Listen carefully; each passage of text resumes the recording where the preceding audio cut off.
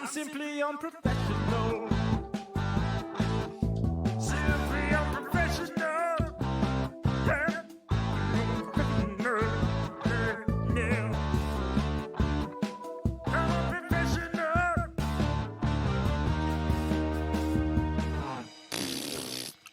Good evening, everybody. Welcome back to another episode of Simply Unprofessional. I'm your host, Webby. Join me tonight. We got Lex. Hi. How are you today, Lex? I'm doing good. How are you? I'm doing better than I was yesterday. Yesterday was kind of just a rough day, all around, just for me, Rob, everybody. It was just one bad luck turn after another, Mm. and nothing seemed to just go our way. Aw. So it was so much so that I decided to call it quits and try to end my day. And I went to bed probably around 8:30 last night Mm-hmm. just to end the day. Oh, man. And then I ended up only sleeping for about an hour and a half. And that's all the Oh, sleep I've boy. gotten. Well, you sound... you sound more awake than you should, to be honest. I feel like I've hit that second wind. Uh-huh. Like I've been up to the point where it's like, okay, now I'm re-energized, but Mm-hmm. I think I'm probably gonna try to squeeze in a nap after this recording. So All right. That's a good plan. yeah, we'll see. But I have you on this week for a very special episode. You're like the resident expert on this, as far as I'm concerned. Um, Also, I don't know about you, but for some reason my Discord now just shows the first letters of everybody's names. Oh, that's because you're in streamer mode because you have recording software open. Okay. It just Yeah. threw me off. Yeah, once you exit streamer mode, it'll go back to normal. Okay. So this week we're going to be talking about roller derby. Yeah. And for the listeners out there, I say that you're the resident expert. You're the only person I know who does roller derby. As far as I know, aside from the team, I think I'm the only one of my friends who also knows about roller derby. Yeah. So this is going to be, I did a little bit of reading. And Okay. I have the Wikipedia pulled up in case I need to reference some things. All right. But I'm gonna have probably lots of questions, and you're pretty much gonna have to teach me some stuff here.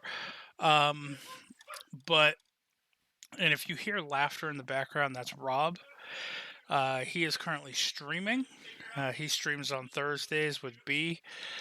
So he can get kind of rambunctious when he streams. So I'm going to start off real quick with saying that, according to the Wikipedia anyway, the first actual played roller derby match was in 1935 in Chicago. Yeah. So, from my limited historical knowledge of roller derby kind of started as like a football halftime entertainment sport, where it was just very much kind of a show of like silliness and like being rowdy, and I don't even think they wore helmets at the start of it. And it's evolved throughout the years to be an actual professional sport. Okay. Now, I know that they have a track, and is it just a race? Like, how do you score points? Like, is there does one team have like a ball that they have to try to control, or is it just literally just a race? So it's definitely a points game. So the track that we use in roller derby, there are two different kinds. There's a banked track, which is the ones that are on that angle that you might have seen in like Whip It. And Right. in the 30s, they used bank tracks. There's also flat track roller derby, which is the kind of roller derby that I'm a part of. And that's a more common one nowadays, Generally, in my understanding. Because it's cheaper to have a flat track because you can literally bring a track wherever you want with you. You just have to draw it on the ground. Versus bank track, you need to actually store that somewhere and only go to that place, and it's just way more expensive. Right. How the game is actually played is you have two teams of 5 skaters. You have 3 blockers, a jammer, and a pivot. The jammer is the only person who can score points, and they do that by breaking through the pack of the other team's blockers and your team's blockers. They're not blocking you, but sometimes things get a little goofy because there's so many people on the track. So the jammer has to break through, and that's their initial pass once they get through. They can only score points on their second pass. So they'll break out of the pack, and then on their second lap, that's when they can start earning points for every opposing skater that they pass. Okay.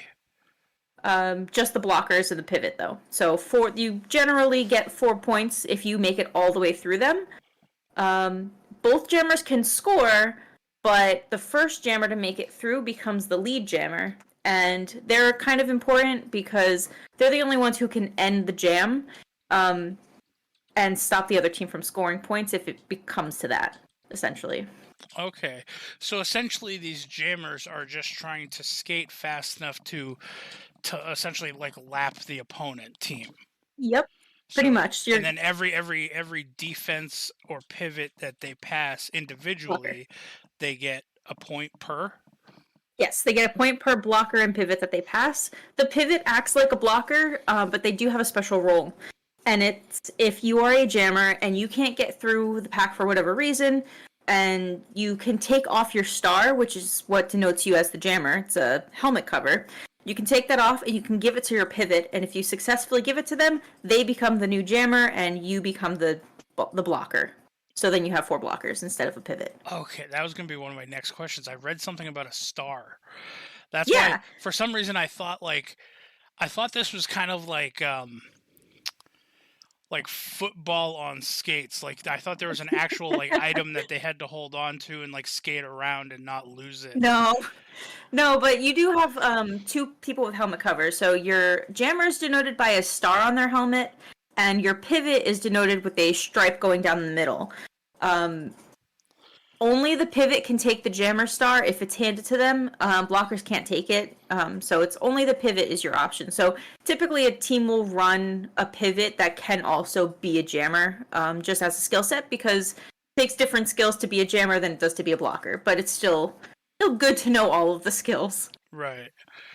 Okay. So how long is... Okay, so you're gonna have to break this down for me too, Yeah, because I know I'm break gonna it get down. this wrong. But I was reading how like there's the overall game, Mhm. and the game is broken down into different sections as well, like periods Yes. or whatever. Mhm.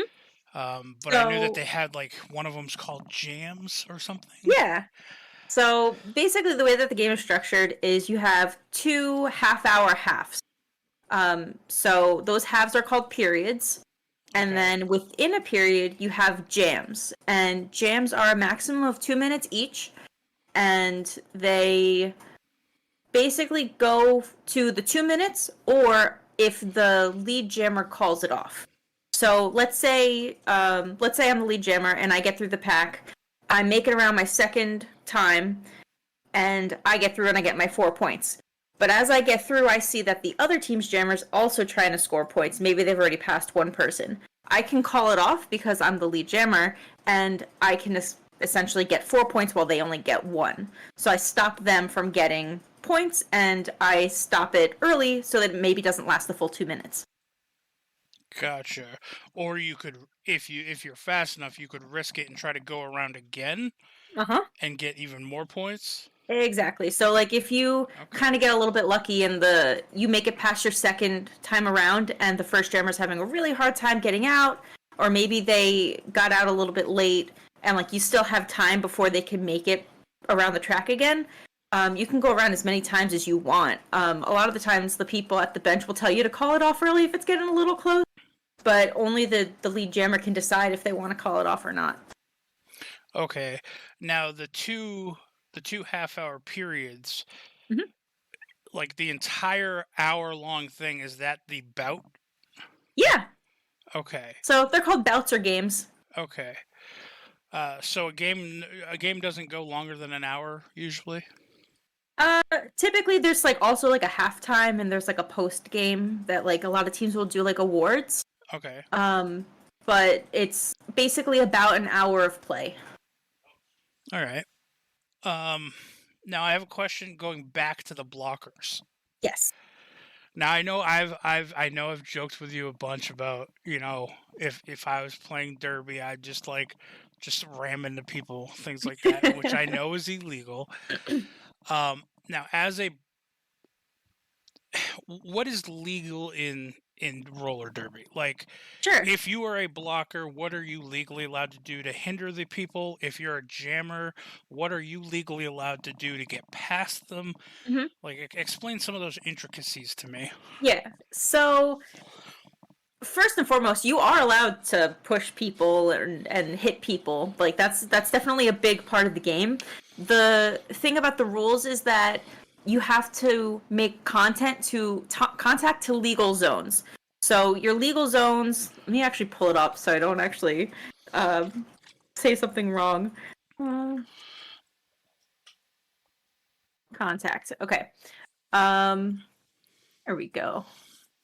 So your legal contact zones are basically the front of your body. So your shoulders and down. So like your chest, the arms, and the tops of the thighs. Okay. Those are legal target zones. The back, the head, and below the knees are not legal contact zones because somebody can get really hurt if you hit those areas. Right. So long as, and then also convexly, you're only allowed to block with certain parts of your body too. So while you're allowed to hit the arms and you're allowed to hit the chest, you're only allowed to block with your upper arms, your chest, your torso, your hips, your butt. You can't block with your legs and you can't block with your forearms. So it's kind of like soccer where you can't use your hands. Okay, but I can can't. use my torso and my shoulders. Yes, you can like chest check somebody in a legal zone. You can hit somebody with your hips or your butt. We've there's a lot of ways to hit people in roller derby. So,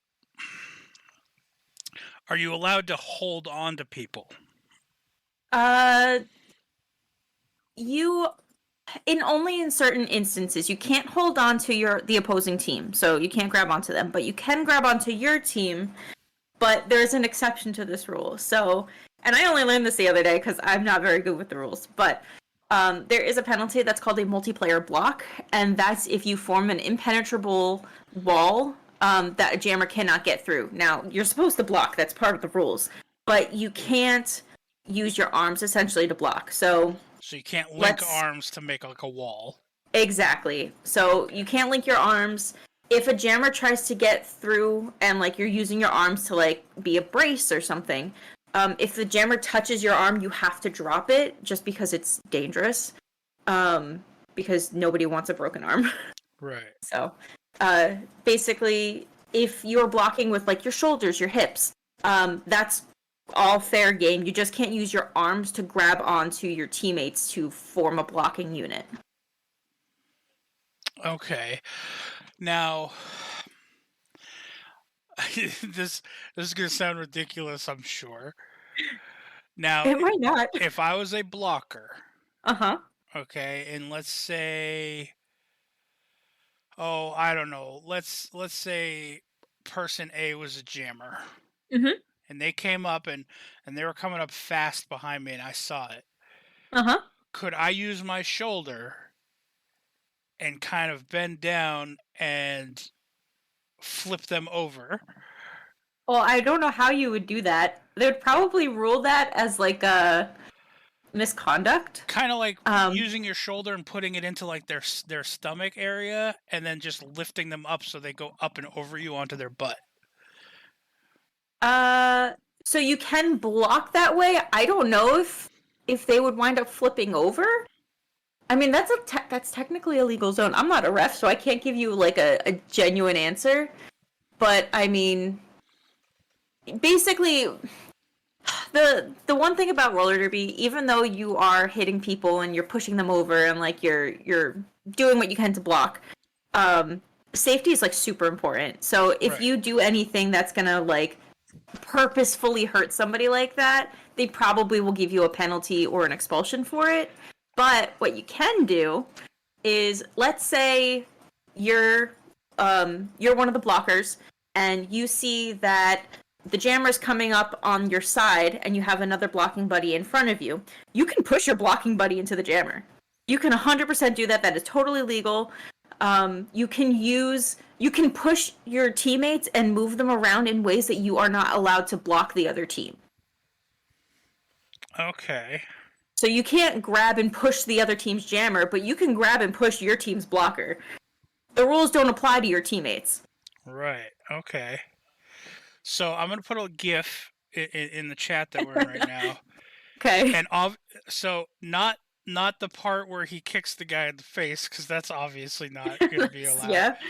But the first part here, right there, without using the arms, you can't do something like that.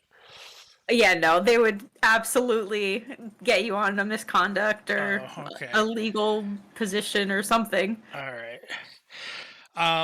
Now I haven't it's been years and years.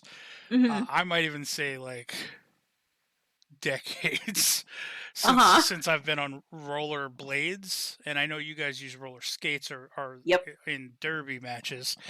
How hard is it when you're skating to essentially put the brakes on? Like, Yep. So there are tons of different ways that you can stop. And they actually teach you a bunch of different ones when you do like your training for boot camp. There's a plow stop, which is the one that you use the most, which is kind of like, imagine your feet are like in a V, and then you turn them to become an A. Okay. So that's like a plow stop. That's pretty useful. If you need to stop on a dime, there is a stop that you can do. That's basically a turnaround toe stop. So you transition, if you're skating forward, you transition to skate backwards and then just drop your toe stops. And then you can also stop, or you can stop block, but there's an asterisk on that one. Okay. So because this is where it's gonna lead. I was leading into a question about stopping again. So the stop block, you're skating forward, you just take your skate and you just kind of like put it in a T in front or behind you. So you just kind of like chop your foot down so you stop. You can do that, but a stop block is a form of, I think, a legal position. You can't just stop to block somebody that, like, you can't skate forward and then just immediately stop to stop the person who's skating behind you, because that's dangerous. Okay, so that kind of answers my question. I was going to say, if I was a blocker, if I knew somebody was coming up behind me, could I like pivot around so I'm now skating backwards and slow right down and just pretty much belly bump them? Or chest Yeah, you can bump do them? that. So long as you're still moving in the direction of the track, that's totally legal. So you can basically chest bump them to slow them down. That's legal. You just can't full on stop while they're pushing against you, because even if you're blocking and even if you're plowing to slow them down, you're still moving forward. They're still pushing on you. And like, I mean, if they kind of back off you, you can stop a little bit, but you can't skate backwards in the opposite direction of the track to stop somebody. Right, yeah. Yeah. So I feel like if I was extremely good at skating, Mm-hmm. I feel like I am the type of person with like I'm a very big guy. I have a very low center of gravity, and if I had the skating skills, I think I'd be good at derby. You could be. And honestly, like, that is completely a valid way to play derby, is to just be that rock there that nobody can get around, and just knowing where to put your body so that you are blocking them at all costs. Right. That's kind of one of the things that I also really, really love about derby, that it is super size inclusive. We have all different shapes, heights, sizes of people on our team, and they all just do so good. And it's just all about working kind of with what you got, because everybody is useful in derby no matter what you look like. Yeah. Like, I mean, I could picture like a derby team consisting, of bigger people being your blockers, Hmm. and like the really agile people being like your jammer and your pivot. But Yeah, I could also see a really big person being a good jammer if they have the skating exactly. skills, Yeah. you know. And because a lot of the time, like we have a skater on our team that everyone is so scared when they jam against her because she is like a wrecking ball when she goes right through. She'll just pick up speed and plow right through the other team, to the point where sometimes they just kind of get scared and just back off and let her go Hmm. because they don't want to get hurt. Yeah. But yeah, and she's an amazing blocker and she's an amazing jammer.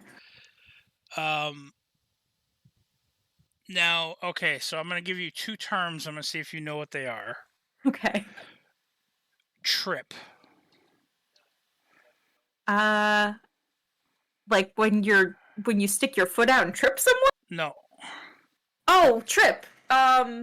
So okay, so there are a couple of things that trip could be. So if you are like, a trip could be how many laps you take around Yeah. in to score points. It could also be a trip to the penalty box.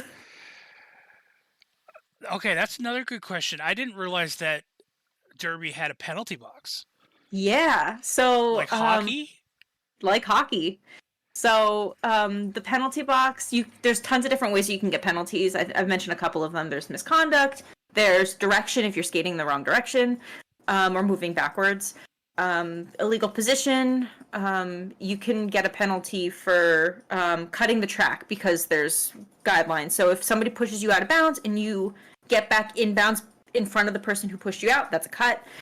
There's lots of different things that you can do.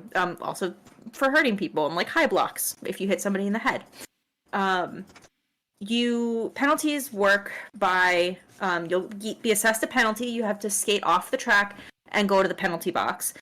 Each penalty is 30 seconds, and then you're back in the game. If you are in the penalty box and they call the jam dead, you stay in the penalty box for your time pauses until the next jam, and then you get released once your time is up. You can serve multiple penalties.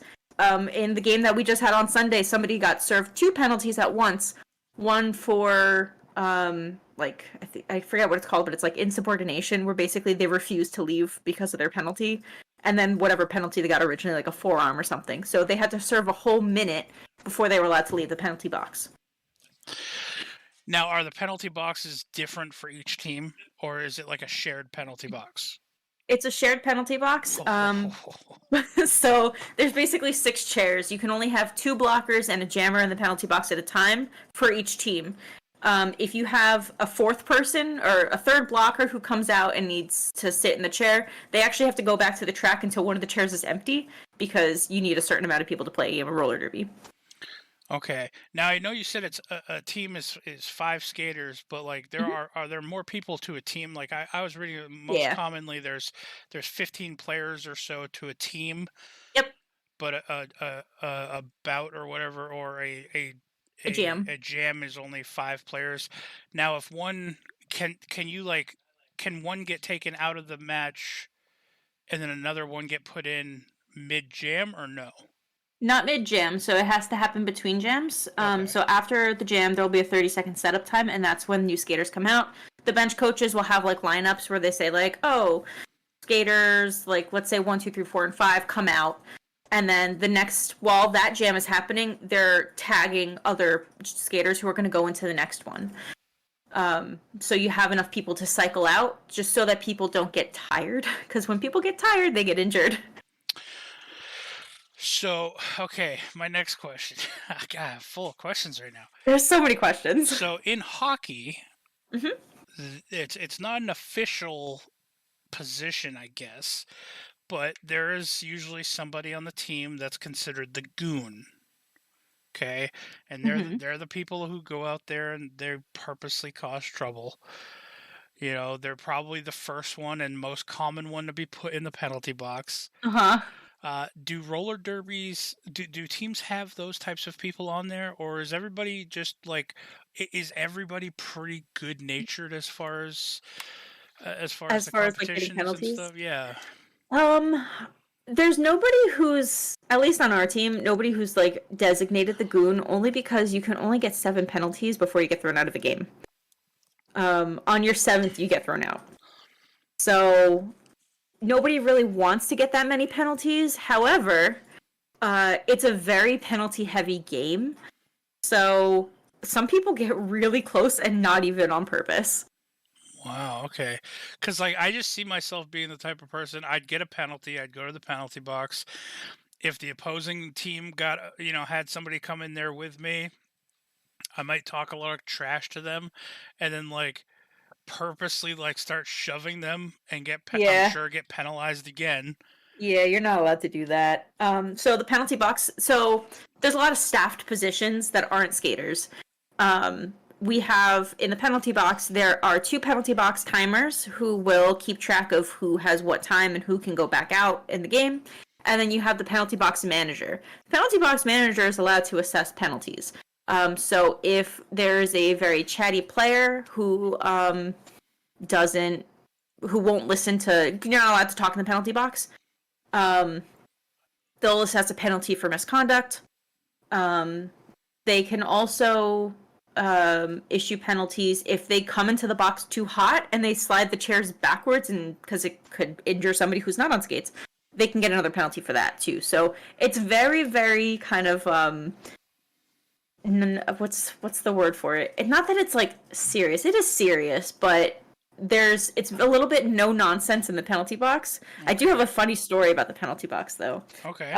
And this is something that happened to somebody local who's actually a ref now, and she's also a team coach for one of the New Jersey teams. When she was playing roller derby, she had an issue where in the penalty box, she assumed that the penalty box timer said, okay, skater stand and skater done, which are the commands to let the skaters know that their penalty is done and the penalty is served. So she left the track she left the penalty box and she skated back to the track thinking that her penalty was done.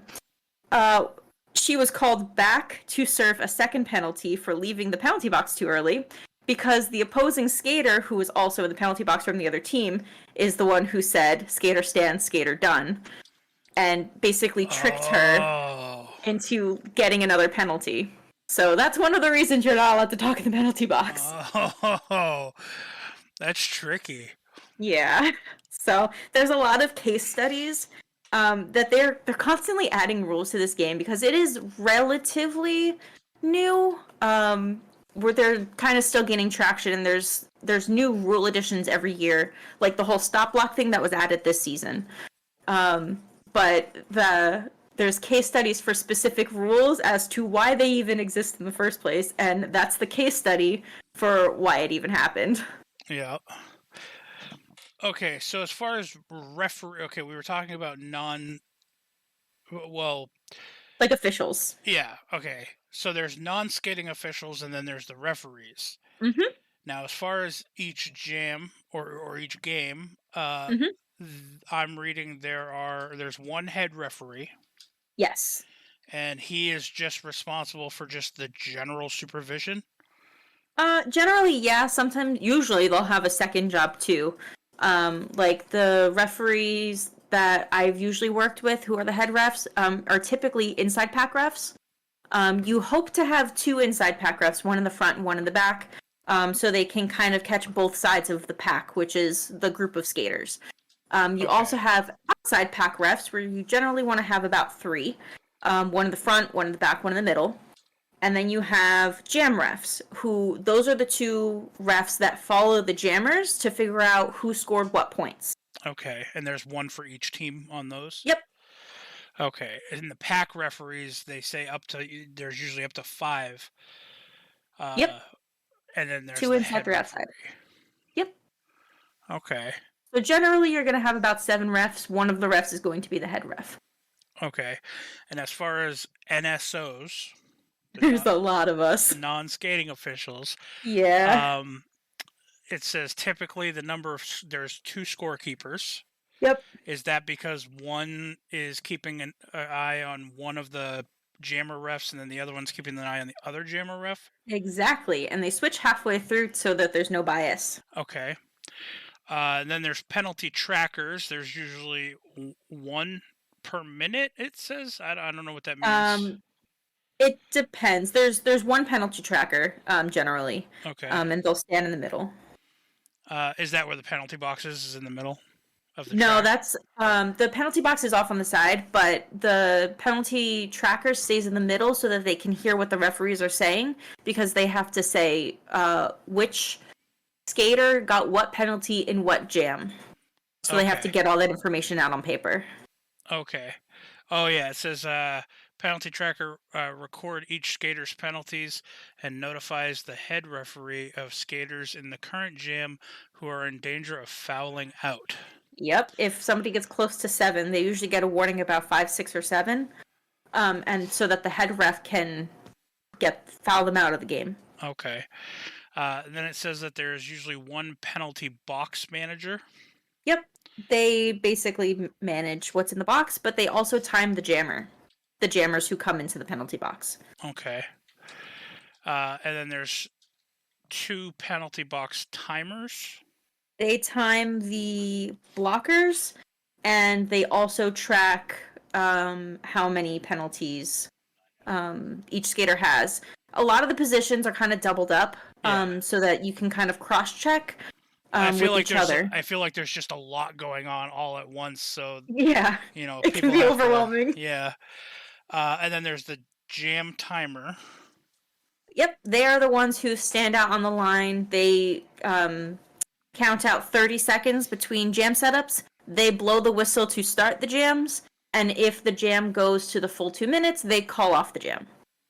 Okay, and then there's the lineup tracker. There's 2 of those. Yes. So the lineup trackers will watch during the 30-second lineup. They will jot down who's the jammer, who's the pivot, and who are the 3 blockers. And they will also keep track of star passes, which is another fun. Oh, that's when the jammer passes the star to the pivot. The pivot, yep. And then there's one scoreboard operator. Yep. So they'll have the computer. Usually it's a computer with a scoreboard. They'll sit with the scorekeepers to confirm that all the scores are correct. Okay. Now, out of all these positions, which ones have you been, including the skating ones? Okay, so the skating ones, I didn't finish my boot camp because week 3 I broke my arm. Yeah. So that was fun. But I did get to play within the first 3 weeks. We did get to play like very, very loose to the rules roller derby, and I did be both a jammer and a blocker, which were both a lot of fun. Though I think I was definitely more suited for blocking. For the non-skating official, I'm actually my league's head NSO, so I staff the games for NSOs, and I loop in all the refs and everything, which I'm very new to it. This Sunday was my first time head NSOing a game, and I head NSO'd 2 games, which was really, really fun. And of those NSO positions, because usually the head NSO will also have a role in addition, I've done penalty lineup tracking, which combines both lineup tracking and the penalty tracking if you don't have enough NSOs. I've done penalty box timing once, and I've done jam timing most of the time. Most of what I do is jam timing, because I jam time all of the scrimmagers and all the practice scrimmages as well. Okay. Now, do you? I assume they don't ever let members of teams or whatever be refs. I assume that the leagues have their own referees that have to travel around in the games. So, one of the things about kind of derby starting to come back is that we actually need a lot of help. So, especially because there's so many NSOs and so many refs that you need every single game, that sometimes it's hard to find all of those people. The skaters of the teams, if they're not playing a game, are more than welcome to learn how to ref and learn how to NSO and participate in the games that way. Especially if they're not skating for whatever reason. Either they're just not rostered or maybe they're injured. NSOs and refs are expected to have no bias, even if they are a part of the league. They just can't show any favoritism, and if it gets noticed, they'll get pulled from the game. Right. But generally, everybody's pretty kind of like respectful, and they will follow the no bias rule. So we've had skaters who will ref our team's games because they just want to volunteer to do the reffing, which is great because I mean they obviously know the rules.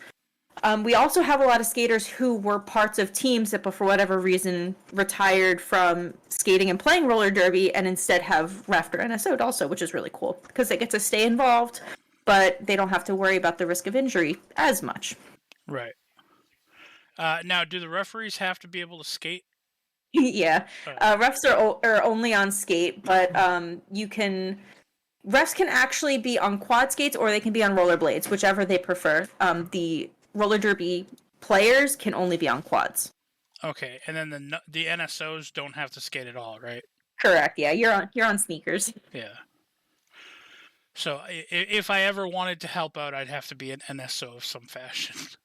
Unless you want to learn how to skate. But yeah, No. generally No. generally an NSO. I will say, back in the time when I did rollerblade a little bit, so I would rollerblade up and down my road, Mm-hmm. and then I've been to a actual like skating rink Yep. twice. And we used to go ice skating. That's why I really thought, I'd be okay at, roller skating. I was never really good at ice skating though, too, because I'm not good at ice skating. I have two main problems when it comes to both ice skating and roller skating. Hmm. So I can go in a straight line, and I can actually get up pretty good in speed. I can't turn, and Yeah. I can't stop. Stopping is honestly an underrated skill. It is so hard to learn how to stop sometimes. Yeah. And it's definitely what's funny is like all the skating tutorials, they'll teach you how to skate before they teach you how to stop. And I think they need to teach you how to stop first. Yeah, it's kind of a really needed thing. Because I remember I used to get laughed at by everybody when I went to the skating rink.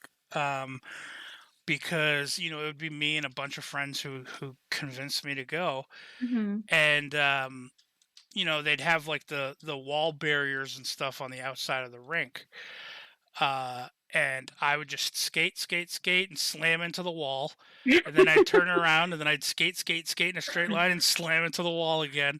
It's because that's the only way I could stop. Yeah. And I couldn't turn, so I didn't know how to go actually in a circle. So I would just go in a straight line until I hit something, and then I just point myself in another straight line. So turning is definitely more like leaning. So you kind of have to lean left and right, and you rely on your skate's edges to do the turning for you. When you kind of get a little bit more advanced, you can do crossovers, which basically you're pushing your back foot backwards and then your front foot kind of crosses forward, which gives you momentum. It's also I don't know how to do crossovers. I was not good at them. But generally, if you lean, you'll turn. Yeah, I'm not. I would always trip, but leaning is pretty much your best bet. Also, if you want to learn how to skate, practice bubbles because bubbles are what actually help you turn, but they also help you stop. Because generally what a bubble is, if you kind of imagine it, if you look down at your hands and you put them parallel, you'll kind of put your feet out in a V and like kind of spread them outwards and then turn them inwards to form like a circle and then put them back parallel again. So once you make that little circle, those are little bubbles. And that helps you, one, pick up speed. So if you're not used to kind of like doing left foot, right foot, left foot, right foot, you could do bubbles to actually move. But you will then also learn how to plow stop as well. So you can use it to pick up speed, but you can also use it to slow down. Okay. So the next little question I have for you is, it's going to be another visual aid for you. Okay. Because I love podcasts with visual aids. But here's, off the Wikipedia, here is a picture of a generalized derby trick. Yep. Now, it looks to me like the very inside oval Mhm. It is straight lines, it's symmetrical. Mhm. And then you get into like that light blue area, and it Yep. doesn't look symmetrical to me. That's not. Now, why is that? So, if you kind of look at the lines at the bottom, so you see how like there's like those two orange lines? Yes. Those are your jam line, which is the one on the left, and your pivot line, which is the one on the right. Well, generally, if you're going counterclockwise, Okay. which my team does. So, um, when you take that turn, that first turn at the bottom right, you are gaining momentum to go around turn 2. But when you get that momentum, you kind of turn a little bit wider. So, in order to compensate for turning a little bit wider, they kind of put the track on an angle that way so that you have extra space to pick up momentum and turn wider, especially if you're all turning wider as a big pack.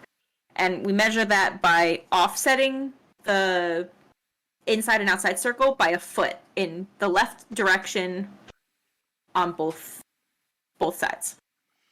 Okay. So it's mainly just to compensate for the amount of people and all Gaining gaining momentum, so momentum into the corners. exactly. Okay. I looked at it, I was like, that doesn't look that looks all sorts of wonky to me. Um, Yeah, really, the last question that I have, well, I guess I have two more questions. sure. One of them is going to sound odd, but roller derby, is it mainly a women dominated sport now? Believe it or not, no. So Because there are, I never see men's teams. Like every time I see roller yeah, derby referenced, whether it's in a movie or show or an article in like the news or something, it's always a woman's team. yeah. So there are there are multiple organizations for roller derby. There's the WFTDA, which is the Women's Flat Track Roller Derby Association. But there's also MRDA, which is the Men's Roller Derby Association. So there are two different associations for men's and women's. And then there's the Junior Roller Derby Association, which I think some juniors teams are co-ed. It depends on your local league. Okay. You also have co-ed roller derby, which I don't know if it actually falls into an association, but some of our monthly scrimmages are co-ed, so you can come no matter what your gender is. And I will still say that my team is a WIFTA team, so WFTDA, and the women's part of flat track roller derby, most of the teams are really gender inclusive. So they kind of they list it, I think, as like your gender has to more closely associate with a woman's gender versus a man's gender. But generally, your individual team will allow whatever gender you are. Right. So, like, you can be trans and you can play. You can be non-binary, you can play. You can be gender fluid and you can play. It's really, really generally inclusive, even though the association itself doesn't sound like it is, because it seems very like, oh no, women only. It's not. Right. Yeah. All right. Now, last question. Okay. Derby names. Yes. Okay, you sound really excited. Because derby names are so much fun. Yeah, so I've been reading about derby names, and it says that most players and most leagues skate under some sort of a pseudonym. Mm-hmm. Um, Now that could be either the player or the team or both, right? Mm-hmm. Because players can have individual, skater names, right? Yep. And these are typically wordplay associated with like satirical or mock violent kind of Yeah. things. So a few of the examples that they give on Wikipedia is the "Oh hell no kitty" instead of "Hello Kitty." Uh-huh. The Punky Bruiser instead of Punky Brewster. Mm-hmm. The Princess Leia Flat instead of Princess Leia. Yep. Smack Ops instead of Black Ops. Mm-hmm. Trauma Queen instead of Drama Queen. That's a good one. So first, what is your team name? So my team or my league is Dirty Jersey Roller Derby. But we have two teams. We have Purple Pain and we have the All Stars. Okay, Purple Pain instead of Purple Rain, I'm guessing. Yeah. And is the All Stars a They're mark just off of something? no, it's just the All Stars. Just the They're All-Stars? our A team. Okay. Now, are you part of the Purple Pain? So I don't skate with the team. I'm just an NSO. So Are you gonna eventually get back into the skating? I don't know. I'm scared of breaking my arm again. I mean, I that's want to fair. skate again, but I'm so scared. That's fair, but I mean, it's just like falling off a bike. Eventually, I you know. gotta get back on. Gotta get back up and start Otherwise, pushing people over. you're gonna be afraid of skating for the rest True. of your life. That's true. So, I'll get back into it. I know I will. now, At least if you skating. did, would the Purple Paint, would that be the group that you'd be skating with? Would be Most those ones? likely. They're our B team, so until like you kind of get more skilled and get better at the game, you pretty much stay at B team. Though my team has grown so much literally in the last couple of months that we're actually thinking about doing a C team Oh, and a D team. wow. Yeah, so that we can do like inter team competition too. Yeah, if for nothing else, for practice, right? Exactly. Now, how big is your league? Like, how many teams are there in your league? So each it's kind of a little confusing. So each team, each league can have multiple teams, and some leagues are just that one team. So my league is two teams, but we're considering adding more. But generally, like when we talk about like our team, we'll say like, oh, we're Dirty Jersey Roller Derby, and that encompasses both of our teams. Right. Or you'll have like Gotham Roller Derby, where they have multiple teams, but they are just Gotham Roller Derby is their league. So mostly you're kind of talking about the teams as their league, Okay. and like other locals too. Okay. And now, how is there a term for like all of the teams that you would have to go against? Like, uh, the way I see it is like, okay, so like the NFL, obviously It's like an football, AFC and NFC. right? And then there's like the Patriots and the Jets, and like there's all Yeah. those different teams. Like, how do you know how many teams there are that you guys would have to play against to progress to like a championship or whatever? So the cool thing is that there's new teams forming all the time, and the way that WIFTA kind of works is that there's rankings. So each team will have a ranking based on their performance, and every time you do a sanctioned bout, whatever the results are will be reflected in your ranking within WIFTA. So you don't have to play against certain teams if you can't travel. You can just play against your local teams, and you'll just be ranked nationally, but you're only playing your local teams. Right. Okay. So it's kind of like I was part of a pool association, American Pool Association, and it was kind of the same thing. We would just go around to the local bars in like Manchester and play other pool association teams. And we didn't have to like travel really out of state or anything. Yep. And our individual rankings would go up based off of our win-loss record against our local teams and stuff. Yeah. So That's pretty much how it works here. You can travel. Basically, the teams themselves or the leagues themselves are reaching out to other leagues and saying like, hey, do you want to come to our rink and do you want to do a sanction game? And it's mostly communication between the leagues setting up our own games. Gotcha. Because I was reading that there are approximately, and this is as per Wikipedia, so I don't know when this was last updated, but there is approximately 1,250 amateur leagues worldwide, mostly homed in the United States. Yeah, we have a lot of leagues.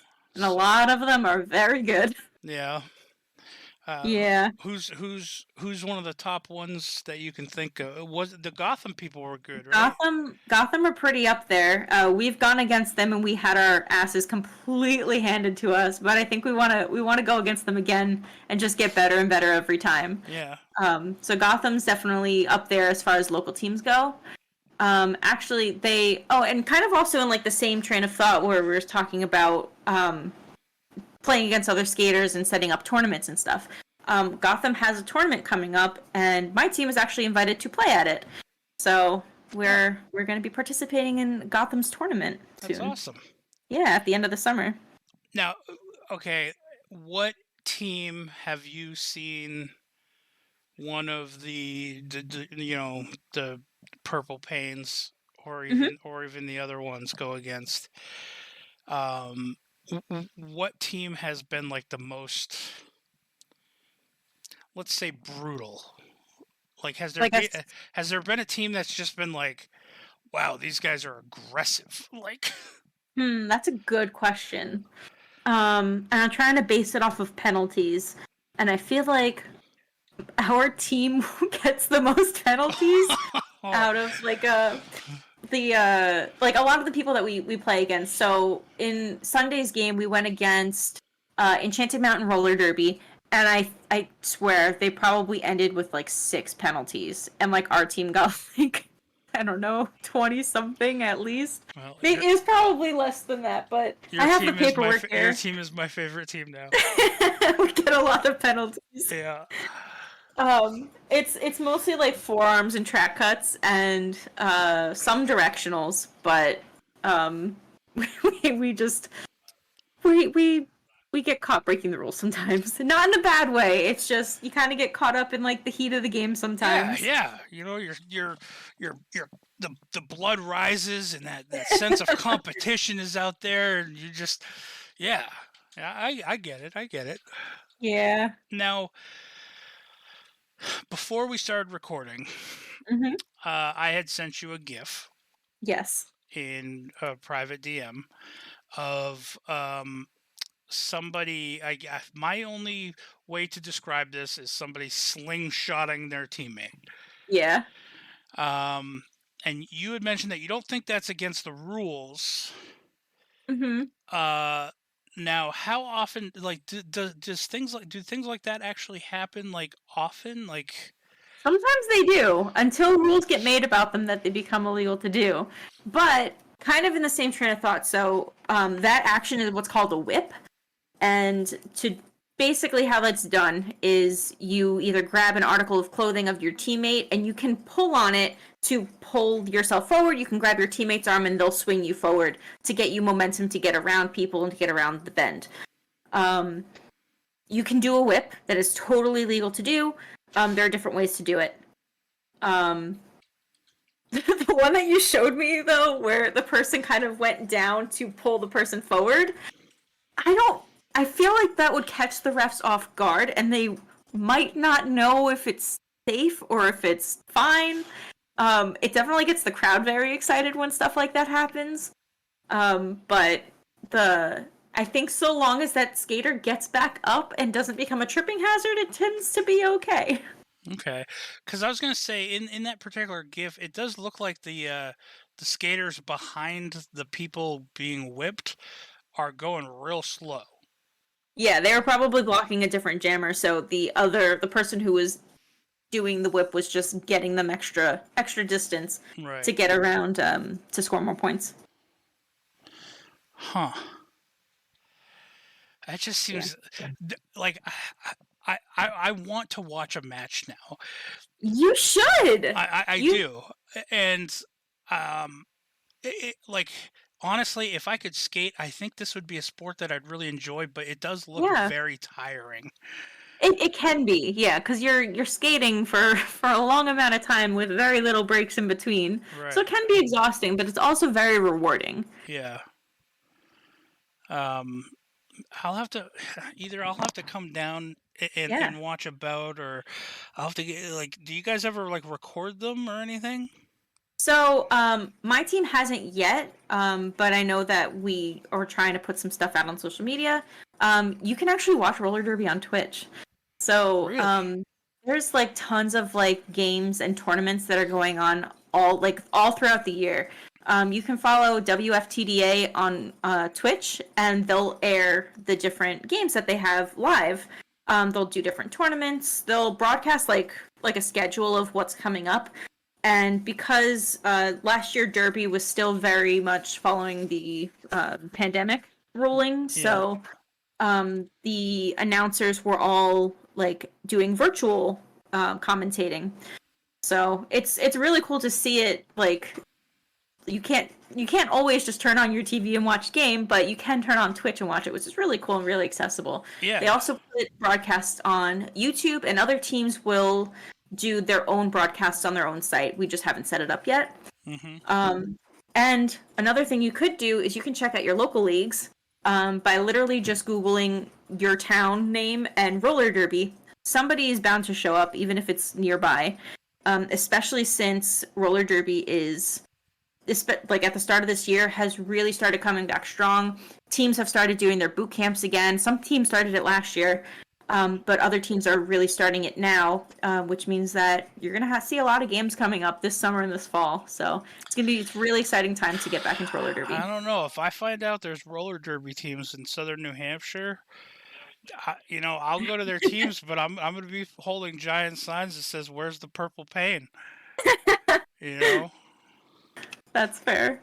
So, and then they're going to be like, "What is purple pain?" I'll be like, "Yeah, go down to Jersey and find out." We have a schedule too. I'll have to find it, and we'll have to come up with a day that we can meet up, and you can come watch some roller derby. Heck yeah, that sounds like fun. Yeah, it's a good time. Also, because I didn't get to say this about the derby names, the skaters are not the only people who come up with derby names. Your officials and your non-skating officials, and even your announcers, all have derby names as well. So anybody can have a derby name if you kind of participate in derby. Okay. Let's see. I don't think there's. Okay, there's going to be. I have a couple more terms I want to run by you and see if you know this. This is just pop quizzing for you at this point. I'm gonna give you the umbrella fact that these would fall under tactics. Okay. Okay. Walling up. Walling up is when your blockers and your pivot get together to form a wall to brace for the incoming jammer. Okay.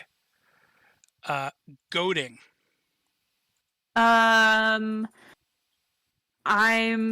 kind of picturing that as you're like faking out, either you're faking out the blockers or you're faking out the jammer, to kind of sneak past them and juke them. Okay, I will read it because I have no idea.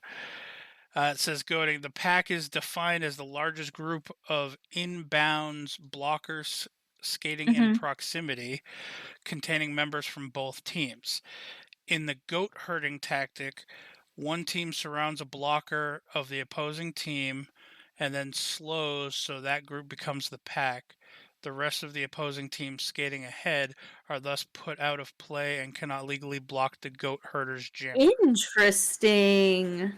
That is an interesting tactic. Yeah, so your pack has to stay defined, and there has to be somebody linking the packs, or else your officials will call for no pack, which means that you have to reform and get closer together because you have to be blocking within like a certain, I think it's 10 feet, 20 feet distance. If you start expanding past that, then it's one, hard to block, two, everybody's just gonna skate right past. Right. Well, there you go. Okay, there's something for you to bring to the purple paint. Yeah. What about running back or recycling? So if you knock a skater out of bounds, you can hurriedly get all the way to the back of the pack so that they have to wait, what was the word you said? It's called running back or recycling. Okay, there's two different.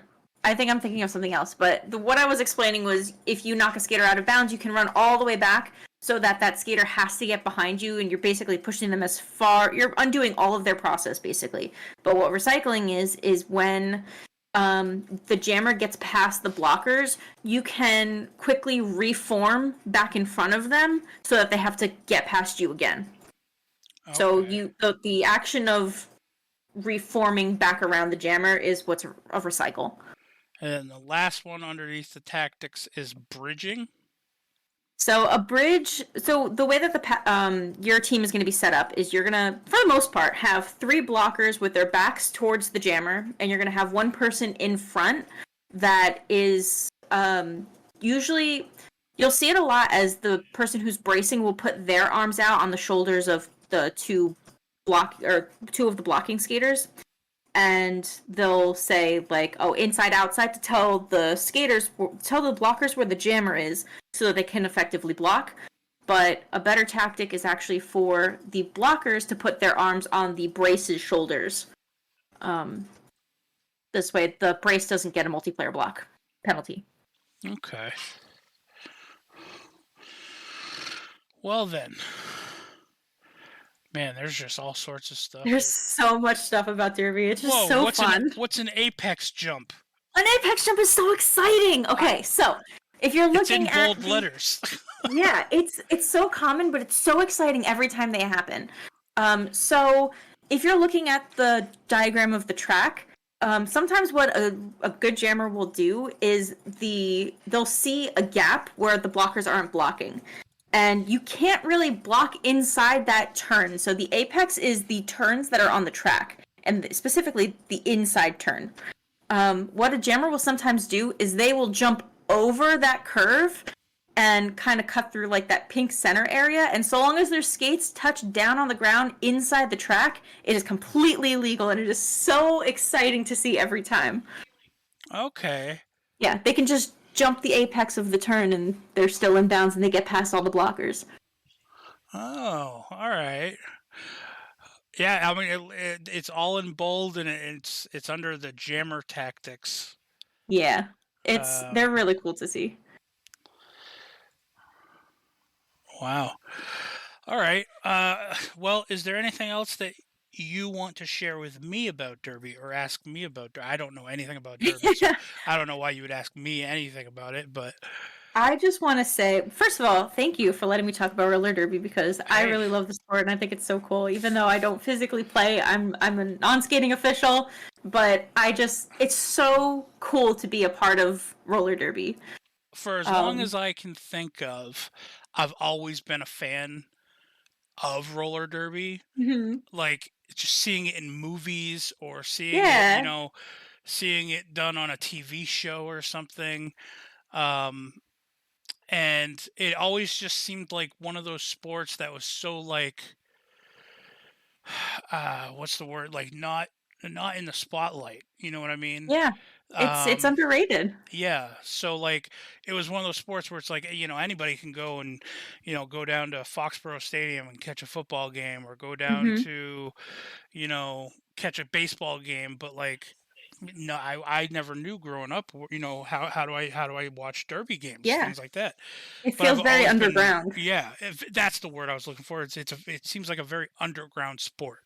Yeah. But I've always been a big fan of it, and even then, like growing up, it's always been pronounced. It's always been shown as women playing these sports. That's why Mhm. I thought it was mainly a woman's sport, but I loved watching like that's why I asked, like, are you able to clothesline people, things like that, because you'd always see like You do. the big people like run and just clothesline somebody down, and Mm-hmm. I loved it. Yeah. Um, And I will say, if you like penalty heavy games, the men's games do get very penalty heavy. So Yeah. you might enjoy that as well. all right. And I also want to say that if anybody listening wants to get into roller derby, or are just really curious about it, definitely Google your town name, your state name, and roller derby, and see what leagues are nearby to you, and see if they are welcoming new skaters. I mean, we're always looking for new skaters, especially as like it's kind of being revived. We want new people to join. We want more people to know about this sport. And even if you've never skated before, a lot of teams will teach you how to skate. I know my team did, and a lot of local teams will teach you how, and get you up to speed so that you can actually start playing and be a part of the team. Yeah. And even if skating's not your thing, we're always looking for officials. NSOs. Always. Right NSOs. there. Yeah, there's so much that you can do to be a part of Derby, and it's so inclusive. You know, I, as a DM for Dungeons and Dragons, Mm-hmm.